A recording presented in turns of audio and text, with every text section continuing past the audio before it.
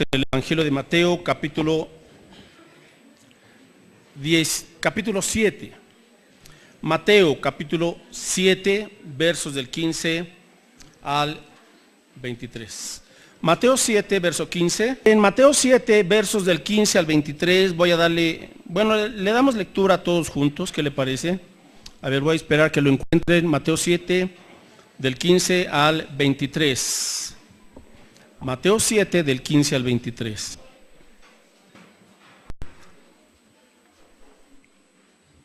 Bien, si ya lo encontramos, vamos a darle lectura a todos juntos, por favor. Comencemos.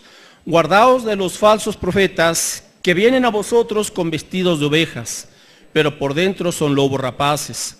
Por sus frutos los conoceréis. ¿Acaso se recogen uvas de los espinos o higos de los abrojos?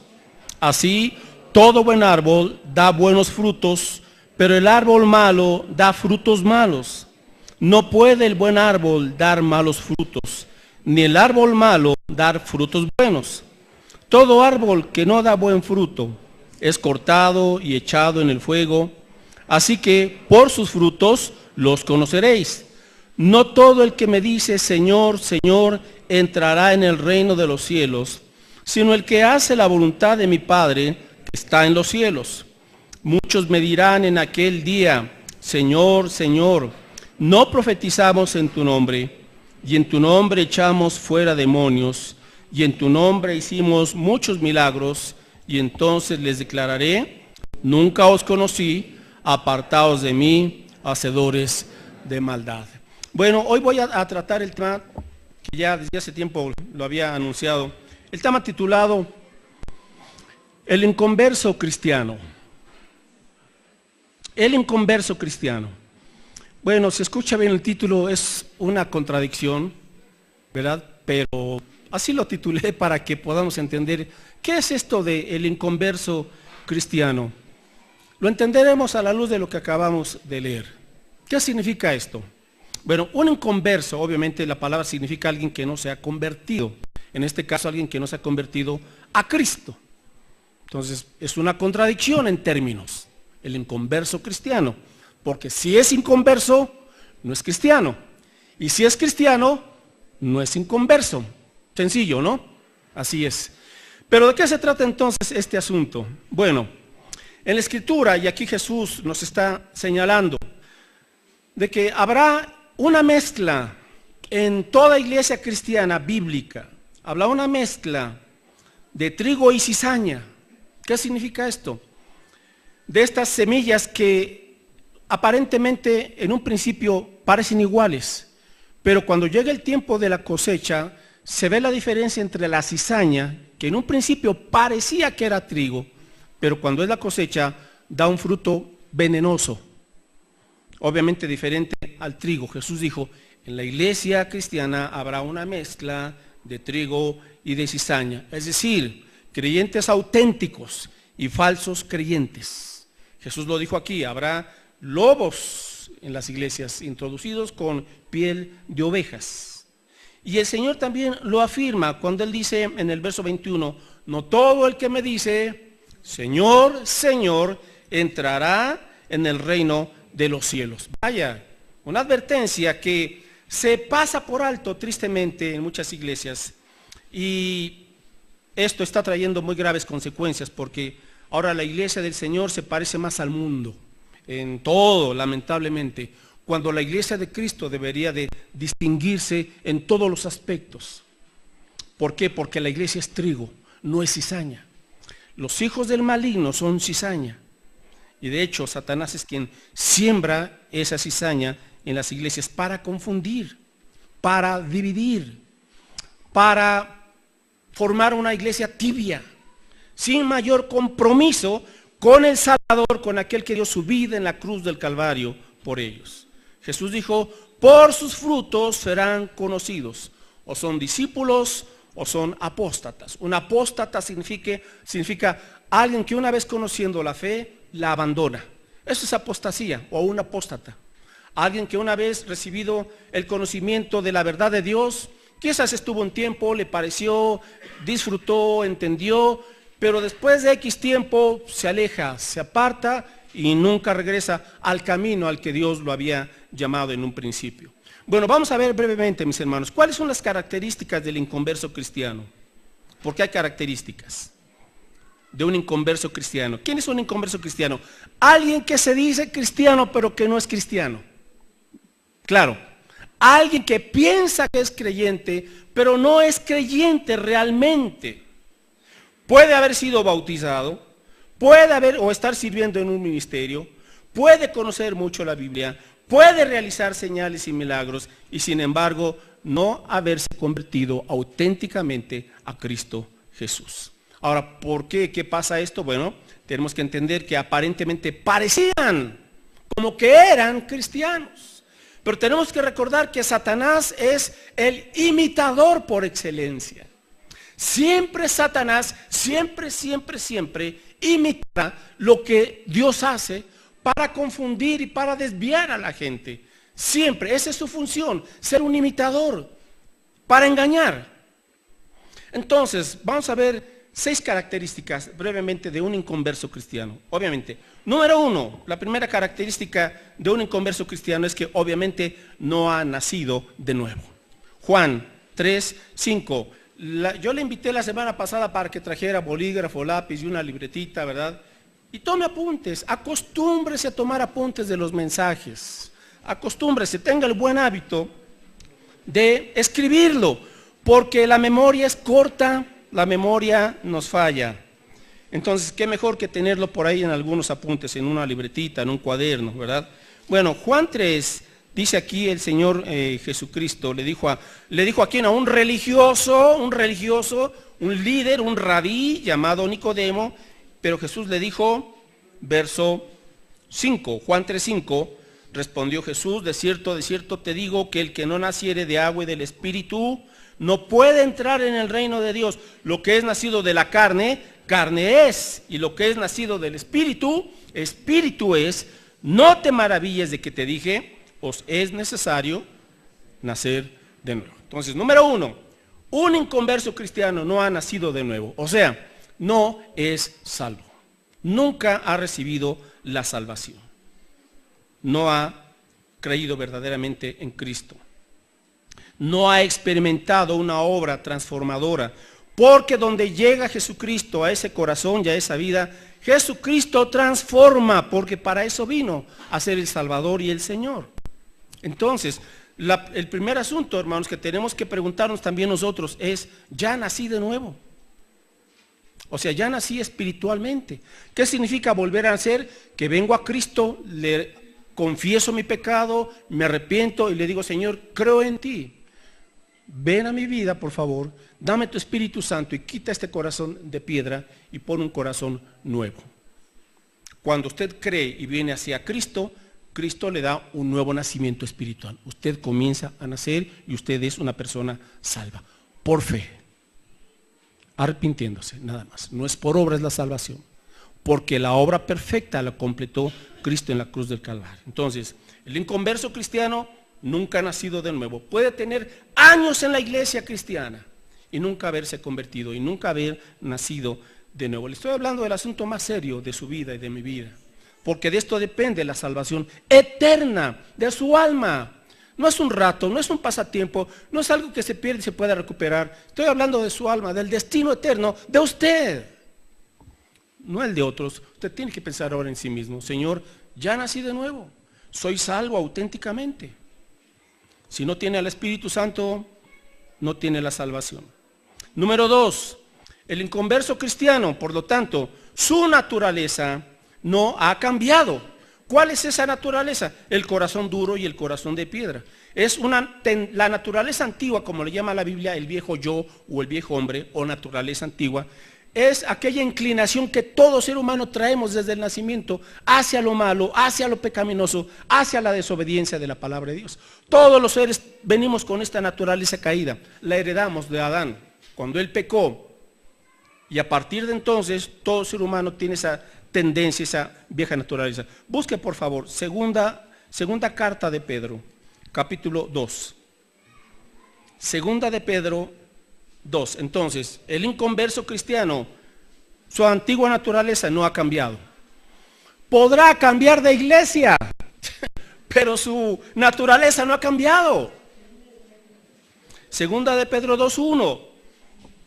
Pero hubo también falsos profetas entre el pueblo, como habrá entre vosotros falsos maestros que introducirán encubiertamente herejías destructoras y aún negarán al Señor que los rescató, atrayendo sobre sí mismos destrucción repentina. Y muchos seguirán, observe, muchos seguirán sus disoluciones, por causa de los cuales el camino de la verdad será blasfemado. Lamentablemente hoy ha habido un boom, una explosión de iglesias entre comillas cristianas, pero con un pésimo testimonio. Muchos de sus predicadores, de sus falsos apóstoles y profetas, etcétera, o maestros, son falsos. Por eso tienen cada caída tremenda que desprestigian el evangelio. Luego el mundo está señalando a los creyentes, dicen, mire cómo son y vean lo que están haciendo. Exacto, pues aquí está, ¿verdad? Por eso ya la Escritura nos advirtió, en el pueblo de Dios se introducirán falsos maestros. Entonces, mis hermanos, no nos espantemos. Es triste cuando vemos que alguien se decía creyente y hace todo lo contrario. ¿Por qué? Porque su naturaleza nunca fue cambiada, porque nunca se convirtió a Cristo. Segunda de Pedro, capítulo 2, estamos ahí. Ahora busque por favor versos 19 en adelante. Dice aquí que ellos, ¿verdad?, les prometen libertad y son ellos mismos esclavos de corrupción, porque el que es vencido por alguno es hecho esclavo del que lo venció.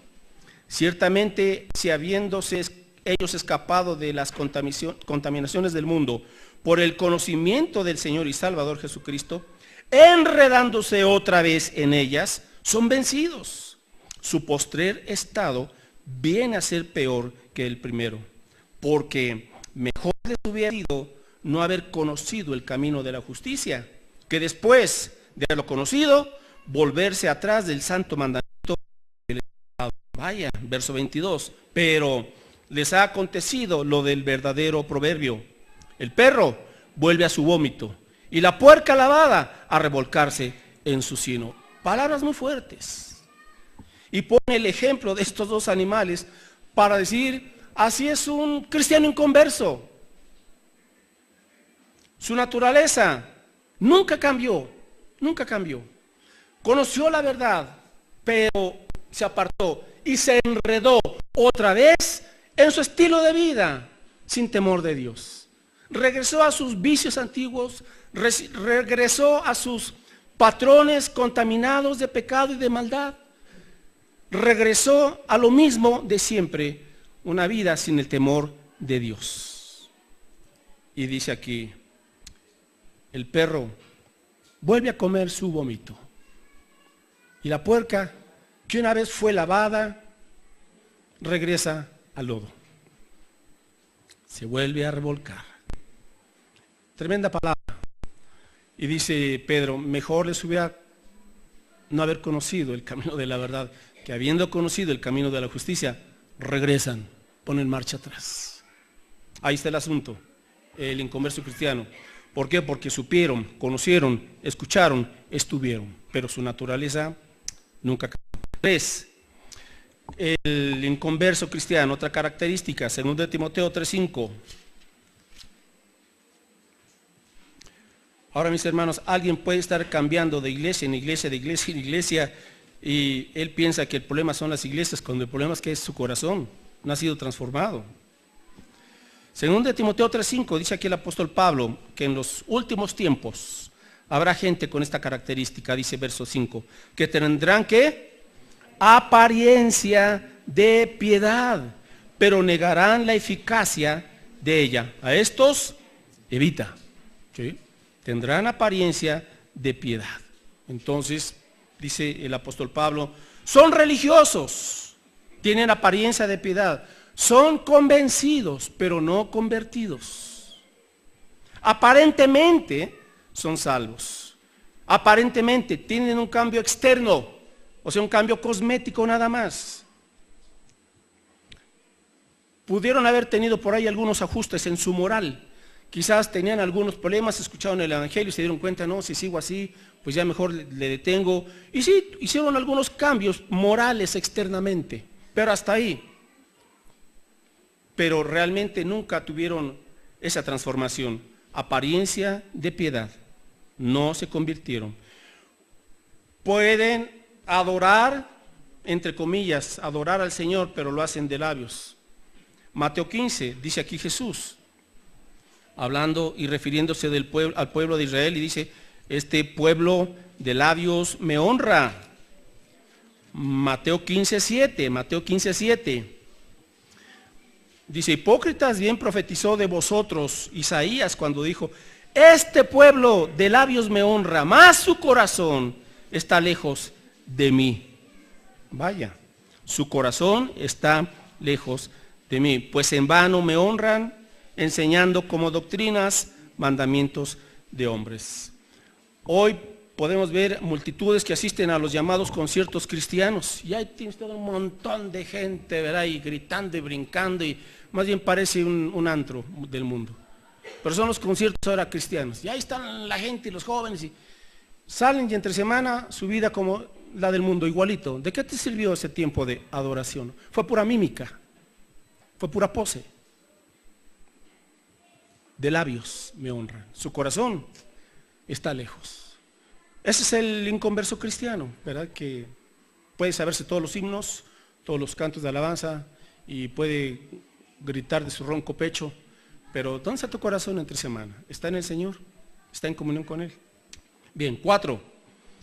Mateo 13, ya que estamos ahí en Mateo capítulo 13, verso 20.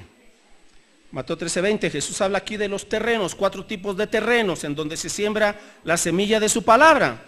Y Mateo 13:20 dice aquí Jesús, y el que fue sembrado en pedregales, este es el que, escuche bien, este es el que oye la palabra y al momento la recibe con gozo, pero no tiene raíz en sí, sino que es de corta duración, pues al venir la aflicción o la persecución por causa de la palabra, luego tropieza. Bueno, la cuarta característica del inconverso cristiano es que su fe es temporal y superficial. Tiene una fe temporal y superficial, dice, no tiene raíz. Es una fe de época, de temporada. Viene cuando es Semana Santa, cuando es Navidad, cuando es el aniversario de la iglesia, por ratos, ¿verdad? Ocasionalmente son la parte de la congregación que es flotante, ¿verdad? Va, viene. Si tienen problemas, aquí los tenemos luego, ¿verdad? Pidiéndole a Dios que el Señor les resuelva su situación. No perseveran en el camino de Dios, su fe es temporal. Ok, 5. La quinta característica. Vamos a buscar ahora, por favor, en el penúltimo libro de la Biblia, que es Judas, capítulo 3. Judas, capítulo 3. El penúltimo libro de la Biblia. Versículo 3, nada más tiene un capítulo. Judas, versículo 3, dice aquí: amados, por la gran solicitud que tenía de escribiros acerca de nuestra común salvación, me ha sido necesario escribiros exhortándoos que contendáis ardientemente por la fe que una vez ha sido dada a los santos, es decir, a los creyentes. ¿Qué significa esto? A la fe que una vez ha sido dada a los creyentes, es decir, al creyente se le debe dar un cuerpo de doctrinas, o sea, un conjunto de doctrinas. Esa es la fe que una vez le ha sido dada a los creyentes. El creyente en Cristo debe de conocer este cuerpo de doctrinas o este conjunto de doctrinas, porque esas doctrinas es lo que le va a dar una fe sana para no ser engañado. Un creyente que no es discipulado, un creyente que no se capacita, es un creyente que no adquiere discernimiento. Dígame, ¿qué siente usted cuando le dan un billete de a 100 pesos pero que es falso? ¿Alguna vez le ha pasado así? ¿O uno de a 50? Usted ni cuenta se dio y luego fue a la tienda y pagó con ese billete y dice, es falso. ¿Por qué? ¿Por qué pensamos que cualquier doctrina, que cualquier iglesia, que cualquier persona que se diga hermanito, tiene una doctrina correcta? No tenemos discernimiento porque no conocemos este cuerpo de doctrina. que una vez fue dado a los santos, a los creyentes. Entonces aquí está esta exhortación, pero vamos más adelante. Dice entonces en el verso 4, porque algunos hombres han entrado encubiertamente, los que desde antes habían sido destinados para esta condenación, hombres impíos, que convierten en libertinaje la gracia de nuestro Dios y niegan a Dios, el único soberano, y a nuestro Señor Jesucristo. Observe, dice que entran encubiertamente. Entonces, ¿cuántas veces se introducen en las iglesias gente que va a causar daño? Y pueden ser muy amables, muy atentos, etcétera, pero traen otras intenciones, ¿verdad? Entonces hay que discernir. Verso 18. Los que os decían, en el postrer tiempo habrá burladores, que andarán según sus malvados deseos. Estos son los que causan divisiones en las iglesias, los sensuales, que no tienen al Espíritu. Entonces hay gente en las iglesias que obviamente no tienen al Espíritu Santo y andan en la sensualidad. ¿Qué es la sensualidad? Solamente viven para el placer.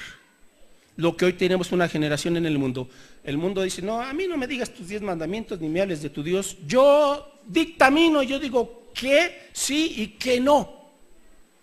Bueno, ¿y de dónde tomas tú tu fundamento para decir si esto es bueno o es malo, si no tienes moral alguna? Pues lo que sienta mi corazón. Pero la Biblia nos dice que el corazón es perverso y engañoso y malvado, más que todas las cosas, ¿quién lo conocerá? Entonces, hoy la gente está dependiendo para la toma de decisiones, si es bueno o no es malo, de su corazoncito. Pero no saben que en la Biblia el corazón es perverso y engañoso. Por eso necesitamos un cambio de parte de Dios, porque el corazón es engañoso. Y hay gente que solamente vive para el placer, para la sensualidad, para satisfacer sus pasiones, su egoísmo, sus deleites, etcétera, etcétera. Así es que, dice el Señor, hay que tener cuidado porque se introducirá una falsa enseñanza en donde dirán, hermanos, pues es la gracia. Entonces, si no pierdes la salvación, pues vive como quieras. Cuidado. Bueno, y finalmente en cuanto a este punto, los inconversos cristianos, busquen Mateo 7:21. ¿Qué cree? ¿Qué cree? Que los inconversos cristianos pueden hacer milagros. Sí, es lo que dice Jesús, Mateo 7:21, ya lo leímos hace rato. No todo el que me dice Señor, Señor entrará en el reino de los cielos, sino el que hace la voluntad de mi Padre que está en los cielos. Ahora, ¿cuál es la voluntad de Dios? Número 1, que nos arrepintamos, y número 2, que tengamos fe en Cristo. Esa es la voluntad de Dios. Es lo primerito, la conversión a Cristo. ¿Cómo me convierto? Cuando me arrepiento y pongo mi fe en Cristo y le digo, Señor, creo que tú eres mi Señor y Salvador, que tú diste tu vida en la cruz del Calvario, que derramaste tu sangre preciosa para limpiarme, que moriste para sepultar mis pecados y resucitaste para traerme a una vida nueva. Lo creo, creo en ti, Señor, aquí está mi vida. Dame tu perdón, tu salvación. Ven a mí, Señor. Entonces, Dios da el nuevo nacimiento, Él es quien lo hace. Y la vida comienza una vida diferente. Entonces sí, es auténticamente cristiano. Pero, ¿verdad? Ahora aquí nos encontramos con alguien que no nació de nuevo, verso 22. Muchos me dirán, observe que no dice pocos, o unos cuantos, muchos. ¿Qué le dirán en aquel día cuando rindan cuentas a Dios? Señor, Señor, no profetizamos en tu nombre. Hoy las iglesias ya no están predicando la palabra, ahora se están dedicando a profetizar. Su pastorcito y sus profetas, ahora se dedican, hermanos, el Señor me reveló esto, que tú fulanito te tienes que casar con sultanita. Así son, no estoy exagerando y no es broma. Así se las están gastando hoy. Y hermano, el Señor me profetizó que me tienes que regalar tu carro. Así de sinvergüenzas. Y hermanos, el Señor me dio una visión y aquí hay ángeles ahorita. Falsos. Profetas. Profetizamos en tu nombre. Y continúa diciendo ahí. Y en tu nombre, Señor, echamos fuera demonios. Es lo que estamos viendo hoy, ¿verdad? El show de muchos cultos. Donde está ahí el que según eso exorciza y toca a la gente y la gente se va para atrás y se convulsionan todos y parecen ahí lombrices retorcidas y es que tenía demonios. Y cuidado con todas esas señales engañosas. Y continúa. Y en tu nombre hicimos muchos milagros. Cae polvo de oro. Por cierto, acaba de salir por ahí en internet, me llegó un mensaje y un video de un pastor que predica la sana doctrina, y él dice que él fue a predicar a Miami, una iglesia, es latina, de este señor, de este apóstol, entre comillas, Guillermo Maldonado, si lo han escuchado por ahí. Dice que, bueno, él fue a una iglesia bíblica, bautista, con sana doctrina, y dice que terminando su predicación salió una hermana, oiga pastor, ¿me permite platicar con usted? Sí, y platicó con el pastor, le dijo, ¿qué cree? Dice, yo vengo de la iglesia de Guillermo Maldonado, dice, yo era una de las líderes de ahí, dice, pero salí de ahí, ¿y sabe por qué? Le pregunta el pastor, ¿por qué? Dice, porque a mí me decía el apóstol que cuando, ¿verdad?, él hablara acerca de un milagro, digo, esto está muy de moda en ese tipo de iglesias en donde dicen, la gloria de Dios desciende y va a hacer caer polvo de oro sobre ustedes. Entonces, este apóstol, le dijo a esta hermanita y a otras más, van a comprarse polvito de oro, ¿verdad?, sintético. Y como ellos tienen este aire acondicionado por atrás, ¿verdad?, van a soltar el polvo. Y cuando yo diga, polvo de oro desciende de Dios, ustedes abren la bolsa y dice, lamentablemente me di cuenta de lo que estaba pasando, dice que sus milagros son falsos. Dice, pero Dios me abrió los ojos y ahora estoy en una iglesia de sana doctrina. Hermanos, cuidado. Ahora hay muchos milagros, y que sanidades, y que aquí, que allá, puro cuento chino. Usted tiene que discernir y estar bien fundamentado en la palabra de Dios. Ok, vamos ahora a la segunda parte del mensaje, rapidito. ¿Por qué existe el inconverso cristiano? ¿Cuáles son las causas de que una persona se aleje de la escritura? Ok, vamos rapidito. Juan 6:60. Ahora, observe cómo aquí efectivamente Jesús alimentó a más de 5,000 personas, pero ese sí fue un milagro auténtico, ¿verdad? Porque ahí sí hubo la multiplicación de los panes y de los peces. La gente tenía hambre, estaba siguiendo a Jesús, ya era tarde, las aldeas estaban lejanas, no tenían que comer. Había como 5,000 hombres, más mujeres, más hijos, calcúlenle más o menos, 20,000 personas escuchando el mensaje de Jesús. Jesús se compadece de ellos, les da el alimento, pero dentro de esas multitudes, muchas le estaban siguiendo por los milagros, porque les dio de comer.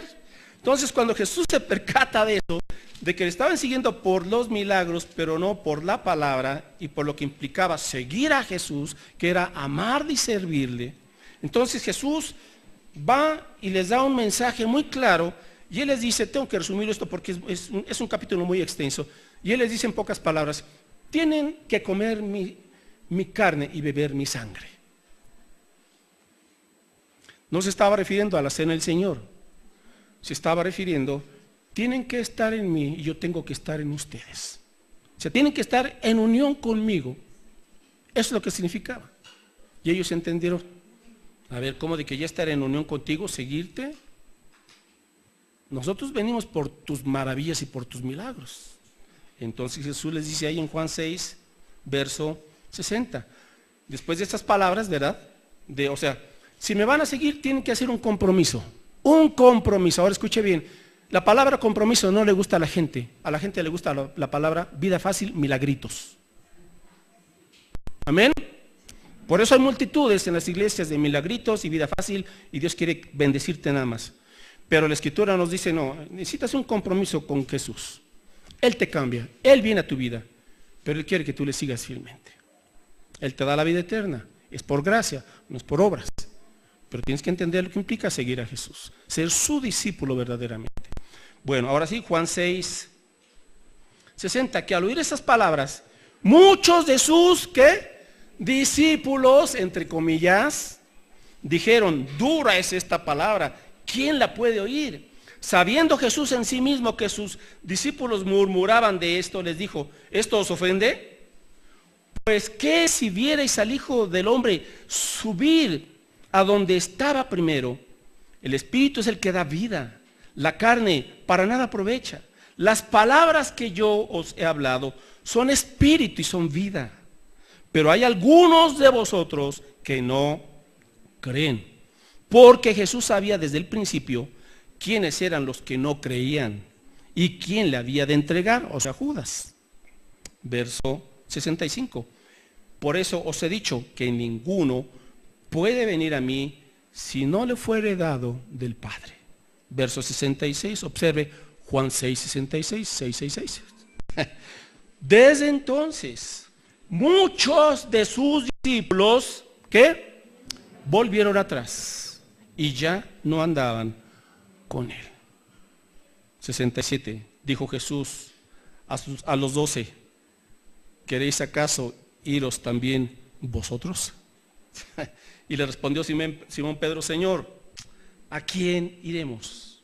Tú tienes palabras de vida eterna. Ay, hermanos, aquí hay una división. Hay una división.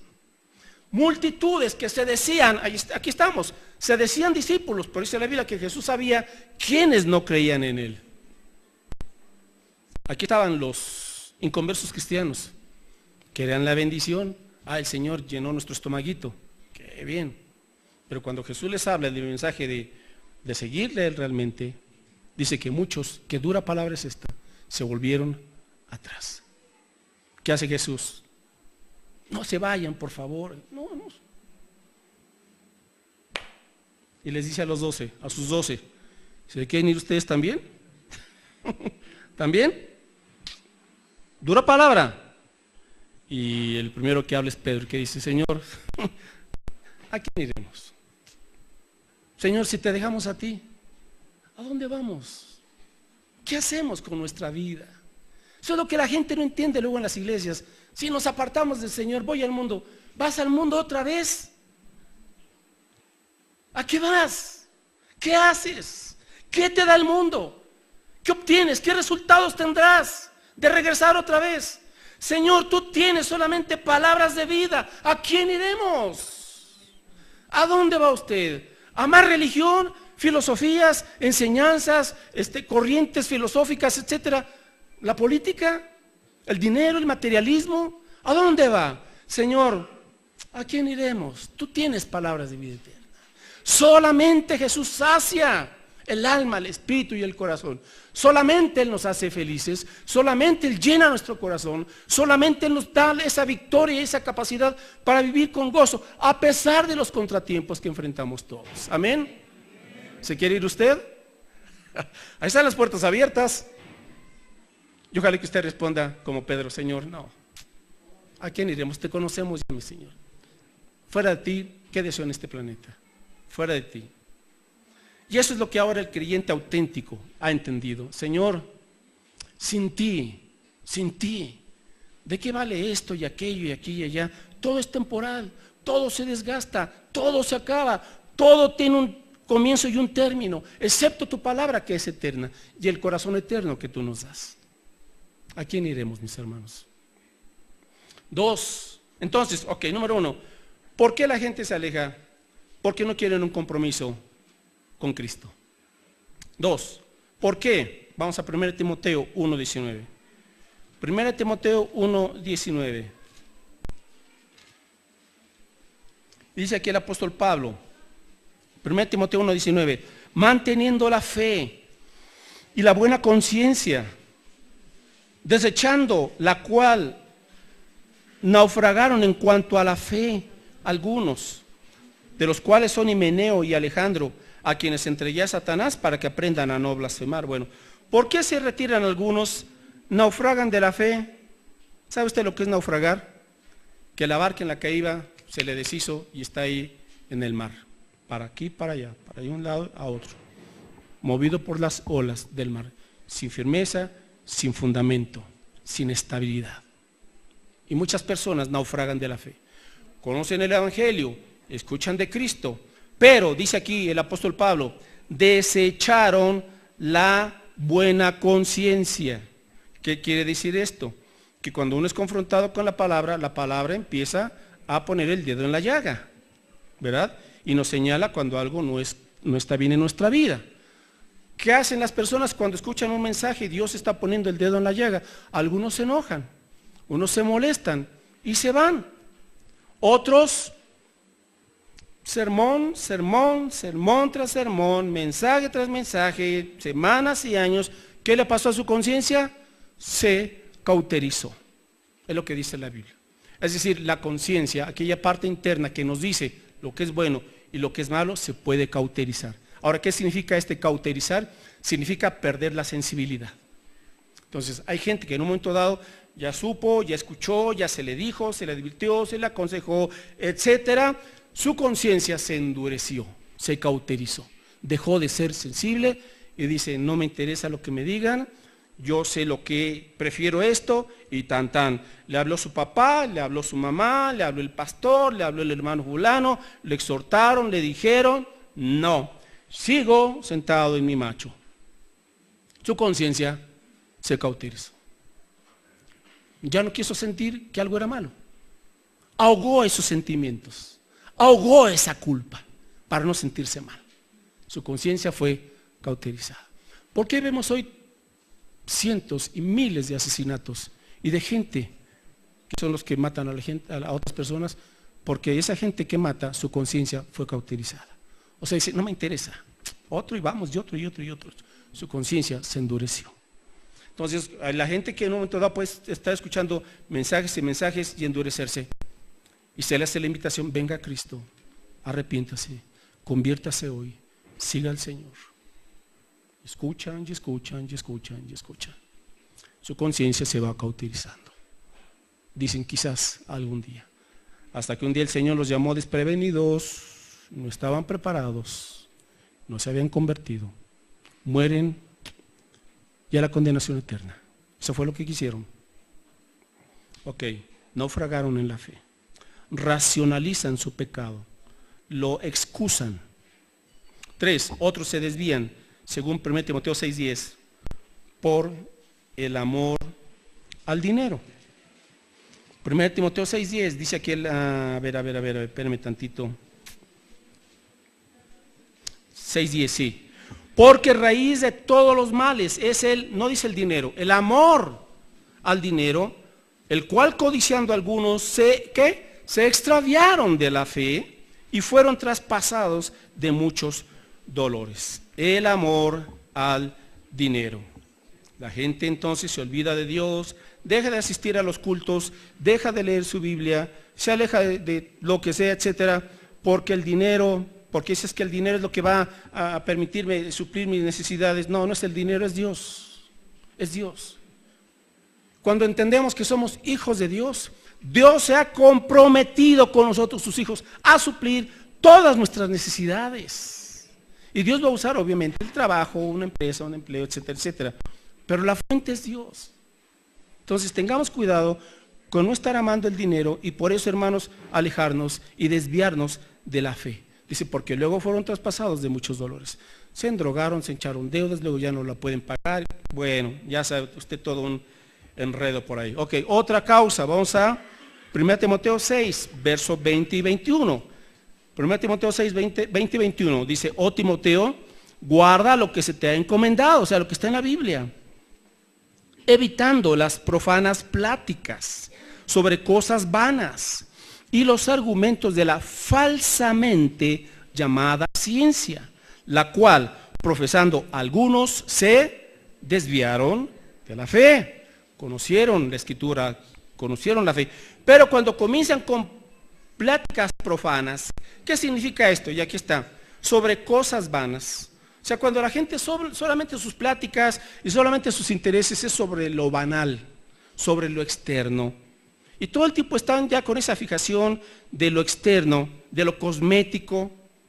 Y otros más comienzan solamente a estar con curiosidad a ver qué dice la ciencia. Ahora le voy a decir una cosa.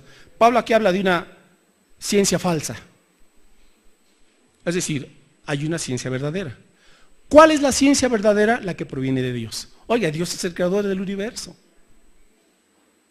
Y todas las leyes físicas, químicas, la matemática, provienen de la mente de Dios.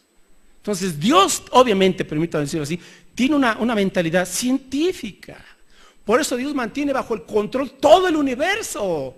Todo el universo, millones y millones de galaxias que no tenemos ni siquiera idea de hasta dónde va el universo. Pero Dios, soberano, perfecto, sabio, omnipotente, controla todo. Nuestro planeta es una muestra, nada más. Siempre está girando en su órbita, igual que el resto de los planetas. ¿Por qué? Porque hay una mente perfecta. Hay, ¿qué podríamos decir? Ecuaciones, obviamente, que Dios hizo y todo está perfectamente armonizado. Esa es la ciencia verdadera. Lo que aquí los científicos van descubriendo en cuanto a la salud, etcétera, ya todo estaba. Lo único que están haciendo es descubrir lo que ya estaba. ¿Captamos del asunto? Sí, bueno, eso es realmente. Esa es la ciencia verdadera. O sea, obviamente que Dios no está en contra de la ciencia, Él es el autor de la ciencia. Y un científico auténtico tiene que reconocer tarde que temprano que hay un Dios, que todo lo que tenemos y somos no es producto de la casualidad. Por favor, que no venimos de un mono, aunque algunos estén muy monos, pero no, ¿verdad? Parezca, venimos de Adán, del hombre. No hay evolución, pero muchos se han desviado. Hay estadísticas en las iglesias que cuando los jóvenes llegan a la preparatoria, a la universidad, se apartan de la fe, que los deslumbran con la pseudociencia. La evolución no es una ciencia, es una fe, es una religión. Hasta el día de hoy, después de tantos años en que Darwin propuso su teoría, ¿qué es eso? Teoría de la evolución. Una teoría no es algo comprobado. La ciencia misma lo dice, para que algo sea científico y aprobado, se tiene que volver a reproducir y probar en un laboratorio. Y la evolución hasta el día de hoy no han encontrado el famoso eslabón perdido. Está perdido y no lo van a encontrar porque no existe. ¿Tan, tan? O sea, no hay esa transición entre animal y humano que digan, aquí está el eslabón perdido. No está. Falacias. Falacias, la falsamente llamada ciencia. Y muchos se desvían de su fe en Dios, porque los deslumbran con todo este tipo de cosas. Bueno, y ya voy a concluir, entonces, vámonos con qué. Primera de Juan 2:19, con esto termino. Primera de Juan 2:19.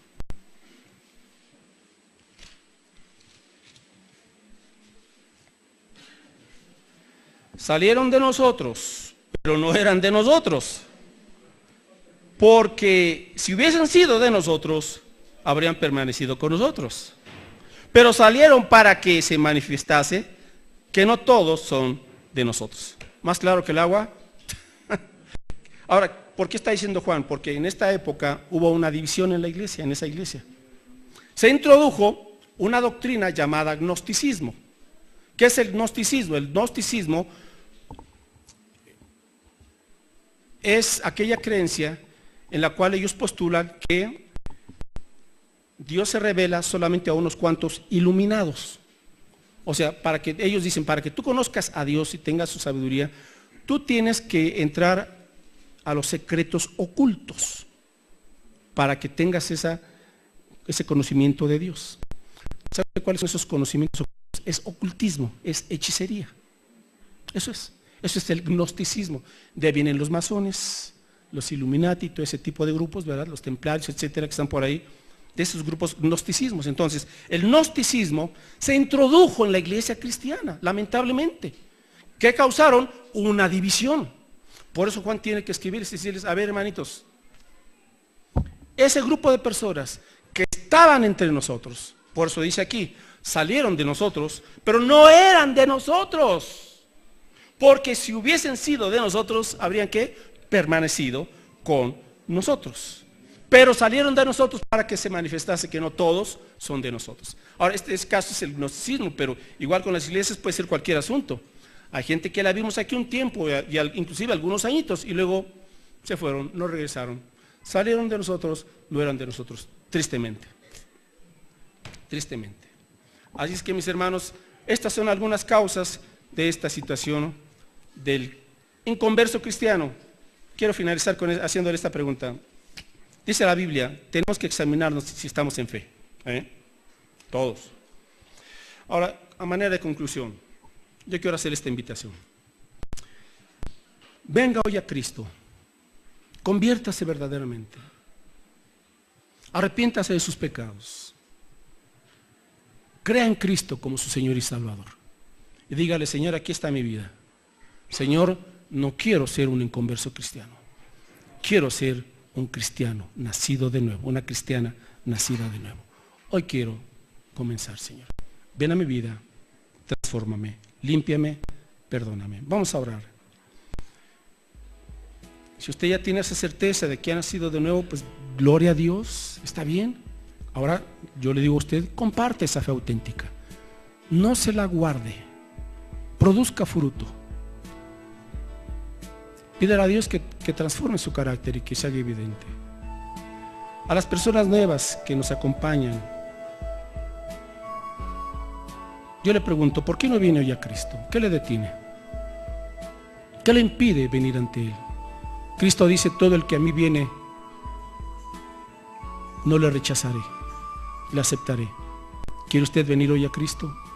Jóvenes, adolescentes, adultos, vengo hoy a Cristo y dígale, Señor, transfórmame verdaderamente. Yo quiero experimentar tu amor, tu poder, tu santidad, esa vida nueva. Hazlo, Señor, por favor. Ore al Señor, deje unos momentos más en oración. No lo posponga. Hoy Dios le está llamando. Permita que el Señor le dé una vida nueva y que su presencia, su Espíritu Santo, venga a morar en usted hoy y para siempre. Que la sangre de Cristo le limpie, le perdone toda maldad, le dé un nuevo nacimiento. Padre, en esta tarde te damos gracias por tu palabra. Y Señor, hemos entendido que hay una mezcla entre lo auténtico y lo falso. Tú sabes y conoces mejor que nadie, así como Jesús conocía los corazones de las personas. Tú conoces nuestro corazón, Señor. Sabes si hemos nacido de nuevo o no. Pero ahora la invitación va, Señor, para quien no tiene esta certeza. Tú en esta tarde le estás ofreciendo tu gracia y tu perdón, una vida nueva en Cristo y un camino diferente. Oramos, Señor, para que hoy quien ha tenido este convencimiento de tu Espíritu Santo venga a Cristo. Y tú le des hoy, Señor, la vida eterna, una vida nueva, una vida diferente en Cristo. Te lo rogamos con acciones de gracias, en el nombre de Jesús. Amén.